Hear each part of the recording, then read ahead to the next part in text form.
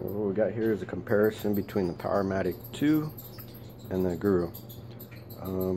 For all those that smoke a lot of cigarettes and make their own, this is an arbor type, which means there's a spring inside a coil that wraps around and it pretty much screws the tobacco out. This right here is an ejector style.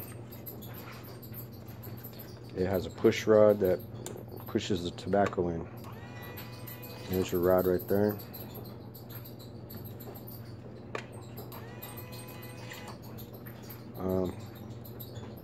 When you make it with these, you're gonna have a lot of problems with the cherry falling off, burns everywhere, whatnot. The cigarette going out constantly, having to relight, which ain't a problem. These are really good. Still saving a ton of money, really fast. I recommend these for the arbor type styles with the screw inside.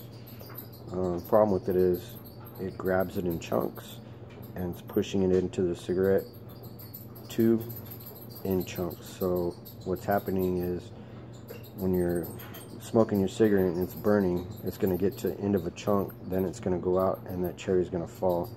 Or you have the problem where the tobacco is wound tight and it wants to open up, so your cigarette's pretty much opening up and falling out. The cherry's falling out, tobacco's falling out, and you're getting burns on yourself, your clothes, the couches, whatnot.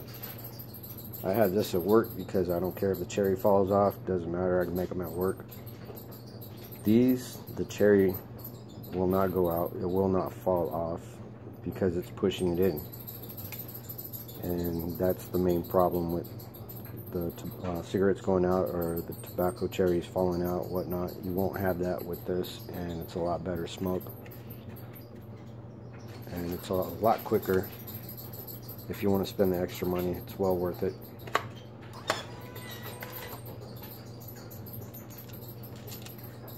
You're just packing your tobacco in there to whatever consistency you want, crushes it, and then injects it in. Got a nice cigarette. It's not too packed too tight. You'll have that with this one. You'll pack it too tight sometimes and it's kind of hard to pull the smoke through the tube. And the cherry's going out and falling off, whatnot.